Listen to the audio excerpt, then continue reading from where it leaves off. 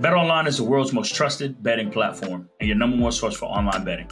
From the earliest odds to in-game live betting, BetOnline provides you with all the action and the ability to watch the games as they happen. With the largest selection of odds on everything from football, NBA, NHL, and much more. Head to BetOnline today to get in on the action with America's most trusted site for online wagering. BetOnline. The game starts here. This shit feel like ain't seven. Put lines on through my ass. Wake up in the morning, count my blessings. Feel like heaven. This shit feel like ain't seven. Welcome to the Money Down on the Believe Network, presented by BetOnline.ag. We have Washington Commanders defensive lineman, co-founder of the Players Company, kicking it with us, Sheldon Day. Appreciate you tapping in with us. Also have CEO of the Players Company, Tom Zheng, join us. Going to have some cool conversation, talk some ball, talk some NFL stuff, kind of talk about what you guys are doing with the Players Company. I think it's a really cool thing you guys have going on. But whenever that we have guests on, we like to kind of go back to the beginning. Got to take me back to Indianapolis, Indiana, getting recruited. Was it always Notre Dame for you? Hometown kid? Was that the dream school for you? All right, so look, we go be honest on here. I didn't even know what Notre Dame was growing up. That's a crazy thing. Like, I'm a black kid in the east side of Indianapolis. Like, I didn't know what Notre Dame was. So my first choice was Michigan. My big brother is a big Michigan fan. And then I was trying to get down south. I was trying to go play that SEC football. Mm-hmm. But then North Carolina came in the mix, and I was trying to go find me a red bone. So it was just all right.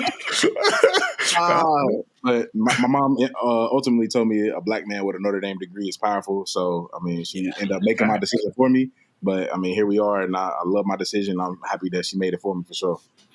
I gotta ask you, bro, right? Everybody know the prestige that come with, like Mom said, a black man with a Notre Dame degree. Was school was as tough as everybody talk about, or you know what I'm saying? Them players, other schools get a little leeway. How was that experience? I ain't gonna lie, we was in school with valedictorians, salutatorians, and they was on the top of their class, and then they got to school with us. I'm like, why am I in class with him? Like, it was really that hard. It was really raising my curve. Yeah, that sounds difficult. What about you? For you, Tom? Into sports science and everything. Was that always a goal of yours, or did something really spark your interest in it that really took you to that level? Yeah, absolutely. So I played a lot of basketball growing up, but when I was a senior and I realized I was 5'5", I was like, I'm probably not going to play. So I wanted to transition into sports medicine. I went to UCSD for my undergrad.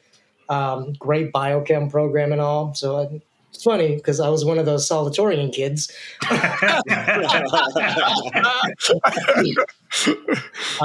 Worked in a hospital for a little bit and realized I didn't want to do the surgery aspect. So I transitioned into sports science, and luckily I found my way to the NFL. No, that's definitely dope, man. So you got to the 49ers. Like, how did that come about? Did you start in college first, or did you work at a facility and then ended up at the 49ers? How did that connection come about? I'll be perfectly blunt and honest. Like, I just got lucky at the end of the day. Like, I had good connectivity. The sports medicine clinic I worked at, John Lynch, the GM, was a pretty good client and a longtime client of it. So I got that connectivity there. And, when they give you the call, you're not going to say no. Yeah. Now, what's that been like working in sports medicine for you? What's a usual day look like for you? So when you're out of the league, like, it's pretty similar to your 9 to 5 for the most part. But when you're in the league, and I think everybody can speak on this from a sports perspective, like, you're basically there 12 hours a day, 7 days a week in season. Because ball don't stop, right? Yeah, that's right. Until you win. Yeah, 100%. And I'll bring it back to you, Sheldon. So go to Notre Dame, balled out at Notre Dame, then 20. You got drafted 2016? You got drafted. So got drafted by the Jacksonville Jaguars, a really good roster at the time. So I remember battling with y'all. Y'all had some dogs over there on every level. What was that moment like for you? Man, getting drafted was super special.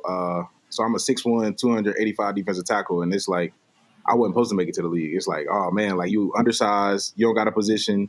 And Aaron Donald had just got drafted the year before me and had a breakout year. So his drafts, I guess his success helped me get drafted. So being down there in Jacksonville was a great thing. Everybody always asks, where's my favorite place to play? And I say Jacksonville. It was like a college team with money. Like we was out Thursday night we was partying, Friday night we was partying, Sunday night after the game. Like it was crazy. Like it was like how NIL is today. That's how I imagine how it would have been for us. Because oh my gosh, like we was partying every single time we got opportunity. Nobody had kids. Like we was all like. Who house we at tonight? I'm like, all right, Miles, I'm coming over. I'll be over there at 5:30, bro. I'm gonna get the food, blah blah blah. We over there all night. So it was just a good time to be, I guess, in Jacksonville. And we won some games my second year there, so it was a good time. Was that about the same time y'all, like, was it won the AFC or made it to the AFC Championship? AFC Championship, yeah, that year we played y'all. Yeah. Hey, I just want to let you know, Miles was not down, and he was out of bounds. Hey, he was down. I can agree. Hey, James, you my guy, boy. Hey, Blake went down, dog. Yeah, he definitely went. That was a heck of a play, boy. I ain't gonna. Hey, we got favored by the rest, like the Chiefs getting right now. I ain't gonna lie. When it comes to that play, Y'all been getting that treatment for a little minute now. Don't do that. Hey, that ain't got nothing to do with me. You know what I'm saying? That's out of my pay grade. I ain't got nothing to do with them refs. I just play ball. I hear you talk about from the perspective of everybody, y'all just being super close, like you said, like a team, a college team with NIL money. But talk about that, right? Because all of us have experienced that league level and understand that it ain't really too much, bond and tight, just being together and team that's at that level, because people got families, people got kids, and they got other stuff to worry about. But how did that affect you? And then you're now a big dog in the league. People come to you for advice. Oh, man, it was special because I came in with guys like Senderick Marks and Avery Jones, who took me under their wing to make sure that I ain't mess up. Everybody go through that rookie phase where you think you know everything, you think you got everything figured out. So they helped make sure that I didn't have that rookie drought, is what they was calling it down there. And then my second year, we had Calais Campbell come in, which is probably one of the best leaders I've been around. So just learning from them and observing. And then like now, since I am, they call me Peepaw now, which is absurd. That's crazy. They skip they went straight to Peepaw. Crazy. So, year 7, I was on. Year 8, I was G-Paw. Now I'm Peepaw. Year 9. They say levels. Is Peepaw older than G-Paw then? I guess. Like I don't know. These young generation's crazy. So I try to give these guys as much game as I got. So like if I see somebody doing something wrong, or if I'm like I see somebody struggling, I'm like, hey, like you need to think about it this way. Like somebody's always watching. They go watch when you come into the building. They go watch how you act in the building, your demeanor, all this stuff, to try to make sure they have the longest career they can. Yeah. So I don't want to move too much past Notre Dame. I want you to keep it a buck with us. We asked this to all the guys that come on the pod. Like, forget all that building relationships. You was getting NIL before NIL. How much Notre Dame put on that doorstep get you to commit? Keep it a bad with it. You can't get in trouble for it now. Keep it a buck. We asked everybody to come on. Keep it a buck. We know they was giving you that bread. No. Hey, at Notre Dame, we believe in the right way at all times. Hey, so was you there with Kavari? Yeah, that's my dog. Yeah. So I got real tight with Kavari and Cincy, and he was telling me that he was like, man, hey, at ND, man, them boys ain't paying nothing. You gotta go to class. They do it the right way. Definitely so crazy, man. So crazy. I hear everybody else's experience, like the Bamas of the world and stuff like that. They talking about, man, I majored in bowling. I said, what? What? I got a homeboy that majored in walking. And I'm like, bro, what you gonna do with that? Bro, what? Yeah. Walking? Built by Bama, man. Got a Charger. We got a Charger souped up, or a Range Rover too. I'm sure them boys were living good in college. Ain't have to walk a lick on campus. Yeah, it's crazy. So you go from Jacksonville to San Fran, and is that where Tom and you guys, is that where y'all crossed paths for the first time once you got to San Fran? How did y'all relationship start? Oh, well, Tom ran a Gosky room, and like I was in there every day trying to, I guess in San Fran is where I learned how to take care of my body. It's like, how do you make sure that you are at your best that day? So I was always thinking, I'm young, I'm a young spring chicken essentially, and I can go out there and practice and do whatever I want, lift all these weights, run. And San Fran really taught me how to take care of my body. Like, oh, you have aches and pains? Well, where's that coming from? It's not necessarily your ankle. It could be your tight hip or anything like that. So Tom helped me with my development of my body and trying to really getting a PhD and taking care of myself. So what's the name of it? You said got. How'd you say that? Because I never even heard of it. See, yeah, hey, the Niners, man, I'm telling you, they got some different stuff over there now. Yeah, explain this, Tom. You got to explain this to me. I never heard of this. So just to blanket it, it's the performance room for a whole. But as Sheldon mentioned, Egoscue is one of the modalities that we use there, right? Similar like your red lights, like your pulse electromagnetic field therapy, anything that basically helps with performance, recovery, and any mitigation of injuries. But man, Shell, that was a great description. That's awesome. So, I played with Tom. His thing was pliability. So now something new. Now I can put in my archives. I never heard of this. So San Fran, they really into like helping guys, recover, finding out different ways to do that. That's pretty cool. I thought in New England they was pretty good at doing that, but I've literally never heard of that. So why they got so many injuries over there, man? Y'all they put all that. What's going on? hey, talk about this mobility and tobility and. Hey, I've been out of that locker room for like 3 to 4 years now, so I can't speak on current states. But hey, look, football's a contact sport, and y'all know, 100%. A lot of the times it's just luck of the draw, man. Not a lot you can do against a high ankle sprain. Yeah, 100% entry rate. Everybody gonna get hurt, at some point. So obviously, you guys build a relationship from kind of like a training room standpoint.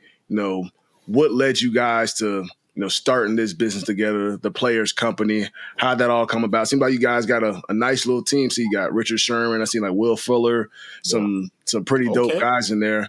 How'd it come about? So I guess it all started from people being taken advantage of. I had a locker mate, three lockers down from me, who was experiencing financial distress while he was playing. He was trying to keep up with the Joneses. He had baby mama issues. And like he was out in the club with us every weekend. So it's like at some point something's gonna break. And obviously it ended up being him in his pocket. So I was asking like, who's your financial advisor? Like what's going on? Like, why are you living like this? Like rent is already expensive. You don't need a Benz. There's so many other things to where he could have changed the situation. And I felt like nobody was really helping him out. So how do I kind of mitigate this issue? Because I know it's not just his issue. So started this company to kind of transform athletes' mindset when it comes to financial literacy. And then we kind of grew it to like, well, if it's just one locker room problem, it's probably multiple locker rooms problems. And because it's financial literacy, like where do we start? We started with educating. Okay, well, we educating them about finance 101, but then it's like, well, I have money. How do I grow my money? So then we start bringing in private equity, venture capital, different type of alternative investments. It's like, well, we teaching you about it. Well, what do I do once I learn about it? So then we started to get access. So now we just take them along the entire train of how do we educate, provide access, and then kind of grow from there. And now we're over 500 athletes. We've done 9 deals. We do live events. We do webinars. We do everything to where we're trying to make athletes holistic from a growth standpoint to where when they get done, I know about private equity. I can go walk into a room and have a conversation. I know about venture capital. I know about real estate. I know how to open up a franchise and things like that. So that was kind of how we started, where we grew to. And I just think it's about how do we grow our minds, because when we were in school, they jamming stuff down our throat that we probably won't use again. But now when we can apply these things that, I just talked to Kat Cole, who's the CEO of Super Green Foods. Hold on, what? What does she do? How does she get here? Now you learn about their story, and now you kind of grow from there and things like that. So I think it's been dope about how we went about it, and then all the people that we came in contact with too. So, go ahead, Warren. No, I was gonna say that's cool how y'all are doing that. Obviously all athletes need financial literacy, especially when you're bringing in the money that you are. Is that something like in the future you guys are thinking about bringing in collegiate athletes on now that NIL is a big thing, or is that something you guys have already started doing? Because I think that would be something that's super beneficial for college athletes. Because I mean, let's be honest, being in college, getting that much money or making X amount of money, like, I mean, we may not be making the best decisions. So having something like that as a resource, I think would help a ton of athletes, and also help, encourage more NIL opportunity, because it's like, okay, these kids are supported and have a resource that's going to help them, understand how to make their money work for them. For sure. We are kind of venturing out into the collegiate space. Okay, cool. So we keep it real on the pod. So like you telling them, coming from like somebody like us, they think, oh, well, you already passed your prime. You already made all the money you go make. I'm just getting into mine. So I can spend all this all now. I'm going to make it to the league and I'm just going to replenish it. So it's just a mindset and trying to get them to transform it. And you got to be really hands-on and handhold them. So it's like, how do we do that? And that's where we're trying to grow and get creative around our plan of attack when it comes to that. It's crazy because you say that, and it's like that's what's wrong with the young generation now. And I think a lot of people do think, right, like you're gonna be able to, make all the plays in college, and you kind of think that you already projecting that you're gonna get drafted and all this stuff like that, but it don't work like that. And at the same time, I think we do need more OGs to kind of lead and show the way. Like, it's all good if you do get drafted and you make all the millions of dollars, which once you get to the league, you really only see that is, some people that make some good money, but it's really only 2-3 guys. In recent years, the number don't went up, maybe a 4 or 5. Uncle Sam don't play. It ain't many people making them $40 million contracts and stuff like that. So, as well as you get into that level, you also spending more money, right? You have some people with baby mama issues. Mom want this house, you want this car. So I think it will be a good, thing in the future if we are able to kind of get these young college guys to see that, man, because it don't always work the way that you got it planned out in your mind. And I think and it's dope. I think that's a kind of a point of emphasis that we want to push on our podcast too. Obviously we talk sports, we talk culture, business, and everything like that, but we definitely want to push the financial literacy aspect, because look, we see it every single week since this whole NIL thing started. You see guys, it's like a walkway for NFL for college kids. They having Louis bells, Louis bag, Rollies, Cuban link, bust down. I'd be like, damn, like I didn't even know like what Louis Vuitton was in college, and these dudes got more designer than I got. You know what I'm saying? So it's pretty crazy. Like, obviously some of these kids are getting a good amount of money. They can like afford those things, and there's nothing wrong with it. I just hope that they're handling it the right way, because like I said, we all think we're going to go first round. We all think we're going to play 10 years in the league, but the reality is most of us won't. So if you're able to get $700K, $100K, at the college level, you got to use it smartly, and save it. And I would say Warren is probably like the only teammate that I know that like got his scholarship check and talked about saving it. Ain't none of the rest of us talk about that. My money was spent before that thing even hit me. Hey, Sheldon know how it is when you big and you got to eat and your check ain't as big as you think it is. Yeah. You got a budget. You got a budget, dog. You got to maintain weight. Cause I know myself, I didn't think about saving whatsoever. It was, I got my money, pay for some groceries, and I buy some shoes. Like, the money gone. Like, quick. Like, it ain't even funny. The money is spent. So I definitely think it's dope what you guys are doing. I know before we actually came on the podcast, you guys, Tom said you guys are having an event at Art Basel down in Miami. Can you talk about what you guys are doing there? Yeah, absolutely. So, as Sheldon mentioned, large part of the Players Company is we do 6 to 8 events a year. They usually fluctuate between kind of like your fun or sporting events all the way to things that focus on financial identity, financial literacy, and different things. We're hosting our third sports tech summit down in Miami. It's going to focus on actually the female landscape of female sports. So a lot of it that goes into ownership, what the trajectory looks like, and kind of what experts around the league and have been in it kind of like view it as, right? So we'll be having that on Friday of this week. If you're in town, please come check it out. We have 3 panels as well as a podcast going on there. It'll be a good time. Oh yeah, you guys got a podcast. You got to plug the podcast too. Where can people find it? YouTube, Spotify. Where y'all at? Y'all can find the pod Players Company on YouTube. We got a lot of different verticals on that. Players Day Off is probably my favorite, where we take people in the lives of athletes on our day off. So we got people who've been chefs. We got people who make music. There's so many more things that we are than athletes. So that's probably my favorite one. But go on there, check us out. like, subscribe, tell us how we could be better. Tell us if you hate it. Any comments, we accept them all, but we do talk trash back. Just FYI. Same thing. Hey, expect a response.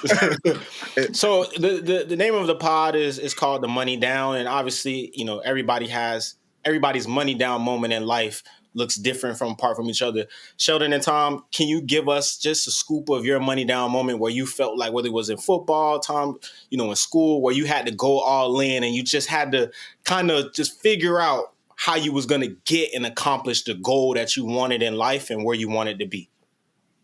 I'm gonna let you go, Tom, because I'm gonna think on that one. I feel like All right. I think I got a pretty good one. So I grew up in Oakland, California, close to Fruitvale. If y'all ever seen that movie with Michael B. Jordan, Yeah. train station. I grew up about a block away from there. Both my parents are immigrants from China. We didn't have a lot growing up. So, I mean, I'm traditionally a Chinese guy, right? They always say, go be a doctor, go be a lawyer. I mean, I am technically a doctor. So I did take that route. Granted, but when I was going to colleges and I was applying to all the colleges, right, we didn't have a lot of money at the time. So a lot of it was based on financial assistance from the government. So I chose UCSD because it's a public school, and going through it, like, even though I got really good scholarships, they really did take care of me. I didn't have a lot of capital for things like rent and whatnot. So I guess my money down moment was just realizing kind of where everything laid, where I came from at a young age, and understanding that, hey, look, if I'm going to succeed in this economy, in this world, shit, I might need to take 3 jobs while I'm in college. Yeah. So It's expensive out there too. So So what about you, Shadow? Think of one. I thought y'all was gonna let it slide. I was gonna just go with Tom. Oh man. I probably say in 2022, I hurt my back and I was essentially out the league, and I thought my time was over. It was a time where I had bills just stacking up, and I'm just like, man, like, I'm not trying to use my ball money.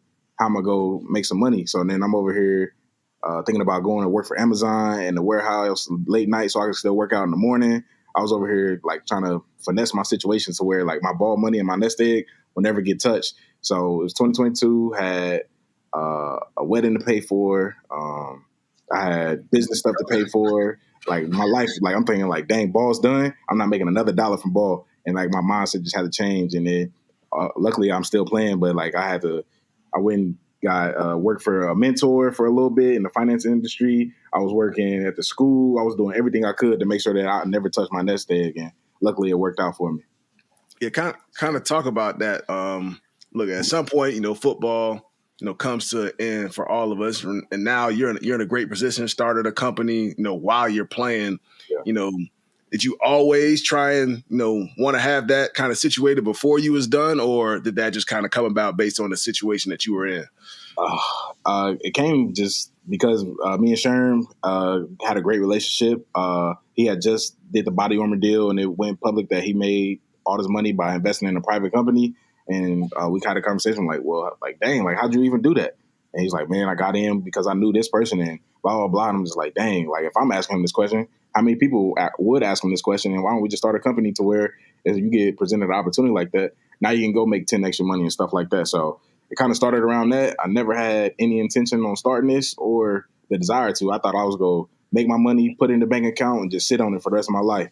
Because, I mean, I didn't know about trusting I guess a financial advisor, because I heard all about the horror stories of them taking advantage of us and things like that. So I didn't start doing that until after me and Sherm had that conversation after my 3rd year. So I was really just sitting on cash, and I'm like, nah, ain't nobody taking this cash from me, and like this is what I'm gonna live off of for the rest of my life. So my mindset surrounding it was like, how do I keep it in and make sure that I don't spend it?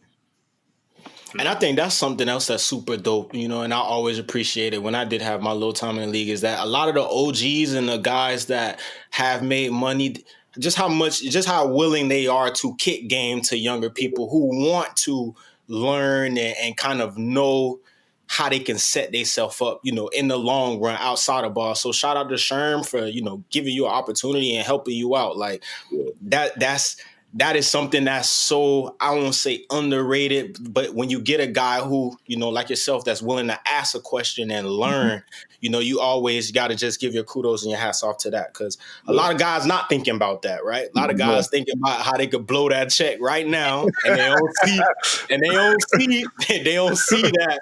Man, it's a storm coming at the end, fam. So, shout out to yourself for being able to just kind of get in that mode and understand, man, I got to set myself up for not even just now, but years to come down the road. So, yeah, I was gonna say, for you, Tom, being this young, I mean, being a CEO, that's big time, man. So, like, what's that like for you? Did you ever see yourself, being a CEO at some point? Was that a goal you had? I mean, that's a huge title for, someone as young as yourself. I mean, you think about CEOs, like you think about older guys, gray hair, been in the game for a long time. But I mean, for real, young, spry. Hey, yeah, you're young, you're traveling. What's that like for you? Especially coming from the background that you had, and No, absolutely. I will say I do got a couple of grays, and I do say, don't we all? see, I'm in her studio. She's a hairstylist, so she takes care of it. Yeah. But no, I think, I think coming from an immigrant background, like my parents don't really speak English. So I've really had to take a leadership role, particularly since I was like maybe 8 years old. I've kind of built a process wherever I've gone for the most part. And what I view it as being a CEO of a very cool company and having great partners like Shell, it's no different than that. You just really need a good support system around you. You need good people with diverse skill sets, people you can trust to execute. If you have that, I mean, really, it's a very easy job, if that makes sense. I will ask, how old do I look? You want me to keep it a bad? I was going to say early 30s, late 20s. No, you're on point. Nice. Okay. That's right there. Yeah, that's good. They ain't putting no extra years on you, man. And Tom, when you were working, with the 49ers, did you have, any like kind of relationship with the coaches as well? Did you guys kind of communicate, like you working on Sheldon, did you communicate with the coaches about what he was doing and whatnot? Or was that, Can you talk about that relationship? I think, a lot of listeners don't really know, those type of conversations that you got to have, between trainer and coaches, and maybe coaches wanting to get guys on the field a little bit sooner, but the trainer's trying to, take care of the guy. Can you explain how that kind of all goes down? 1,000% without going into any much. I will say the 49ers, while I was there, had a phenomenal communication setup where it was very seamless. And I think that a lot of the times contributes to the morale and the health of the players. Because, I mean, you can have the best people at what they do, but if you're not communicating, like you're going to be overdoing some stuff and not doing some other stuff. But to your point, basically after every practice, after every morning after practice, we would kind of take account into anybody who may be dealing with soreness, anybody that's a potential risk, and anybody coming back from injury. We generally communicated through department heads, sometimes directly as well. But essentially, to your point, like a lot of it is a little bit of a give and take. Kind of like I'd be like, hey, Shell has his hamstring's hurting. Can he go? His hamstring's hurting. His hamstring. Maybe limited practice today, something like that, right? It's pretty crazy, and for you, Sheldon, and you're currently in the league. You guys are on the bye week. I mean, Commanders, y'all boys rolling. Tell me what you like about Dan Quinn, first year head coach there. Now you got rookie quarterback too, Jaden Daniels, who's been handling business. How's y'all team been working together in the first year under Dan Quinn? I'm not gonna lie, DQ probably one of the most special people I've been around. Like I've never seen him get men surrounded by one goal like he has, and this is his first year there. And it feels like he's been there for 3 or 4 years, and the standard and the culture has been set. And he's always preaching brotherhood. And you can see it. Like we talk to each other regularly. We in there playing cards. Like our first meeting at 9, we in there at 7:30, and they're playing cards, kicking it. So it's just like we never want to leave the locker room. Like people got families and stuff, and then the coolest thing I've seen is Saturday walkthrough. All the families get to come and just kick it and talk. And he brings I guess little every week is different. So last week it was a little beignet little food truck, and then We foodies on it too. Hey, come on, man. So it's just stuff like that. Like I've never seen where the families actually get to come to walk through, and then they get to be like immersed in everybody else's family. Like your girl could be with cool somebody else's girl, coach's wife is talking to the girls, you talking to the coach's family. So it's just a true family experience that like I've never got anywhere else. And then just game day experience too. It's like he's always trying to make sure like everything is off your plate. So we have access for we have a ticket lady, we have a person that's in charge of your family, we got daycare, we got so many things to where it's like only thing you can focus on is ball. Like I don't want you to care about nothing else but ball. And then after the game, you go worry about all that other stuff. So the Washington organization is amazing, and I'm surprised. Like I heard bad things before, but I'm not getting that experience being here now. So. Yeah, I mean, we definitely ain't had none of that, half that, right? Bill ain't getting y'all no beignets. They care. I mean, during the summertime, like, you know, we hear like pull up like a barbecue truck or something, or we do like some little team building activities and things of that nature. But in season, yeah, Well, well, like prison over there, man. I ain't gonna go that far. It wasn't prison. Okay. We have like, you know, Fat Fridays where they bring in food on Fridays at the practice, whether Shake Shack, Popeyes, like all that stuff. But like every organization definitely, you know, handles themselves, you know, very differently. I will say, like, as far as treating the family, we could have been, you know, much better, you know, when it came to that, as far as giving them assistance, which I mean, maybe it's different now with Mayo and head coach and everything. You know, Bill was kind of cut and dry. We about football, hey, the rest of y'all can figure it out. Like, you know what I'm saying? Long as your husband, your boyfriend out there performing, I'm good. Like, Business first. oh man, Hey, I do got a question about New England though. what's up? Hey, so they say y'all ain't got no windows in y'all building. Is that true? That's facts. That's why I said prison. Like, It's facts. Yeah, that the last light you see when you come through that door. That's it. Yeah. hey James, I Ride heard the that. practice. And then you come. I heard that AC on like 60 in that joint too. AC, Boy, you better. AC definitely on 60. There's brick in there. People be bundled up, sleep. Yeah, it's definitely crazy. That's crazy. But before we wrap up, though, man, college football playoff first. You know, 12-team college football playoff. Notre Dame is in the mix. You know, a lot of people be giving y'all some, you know, little hostility. I mean, I've been helping out at NIU, so sorry for that loss early on in the season. I mean the ding y'all, but it doesn't seem like it's affect y'all. Y'all look like y'all still gonna get in. Mm-hmm. How you feeling about your squad? You think y'all got an opportunity to win a chip this year? Keep it a bean too. Yeah, I'm about to say, you be honest. And I want to Be ask honest. I almost lied. I sorry, we do it every week. yeah, we definitely was doing it. We did it every week. You up? Yeah, we got them this week. We got it. We get blowed out, man. We ain't got the people. We knew it. Oh man. No, I think we got a chance. So I feel like we run the ball well and we play good defense, and I feel like that's the key to victory. So as long as we can play good defense and run the ball, like we don't need nobody to be Superman. Just play your game, and we go just continue to rock out. I am scared to like get them boys to go play some real athletes, and they start running away from people. So that's my only fear. But I mean, Al Golden, he did a great job with the defense, and then Mike Denbrock, he was my offensive coordinator when I was at Notre Dame, so I know he get creative and stuff like that. So hopefully they can keep this thing going. I want to ask you something because we talked about a social clip the other day. How you feel about that lineman? I mean, he punched him straight in the face. I mean, bro, I didn't know they was even rocking like that at Notre Dame. Come on now. So I guess he was doing stuff the whole game, so it was just like a retaliation. But I mean, you know, we built like that at South Bend, dog. That's the mud. Oh man, no, we appreciate you, Sheldon. We appreciate you, Tom, for kicking it with us. Make sure you guys check out the Players Company. Definitely a dope business, man. Doing a lot of great things. Hope you guys continue to grow. Best of luck with your event, you know, this upcoming week at Art Basel. I said, appreciate you guys joining us. And people, thank you for tuning in on the Believe Network, presented by betonline.ag. Keep liking, keep subscribing, keep showing love.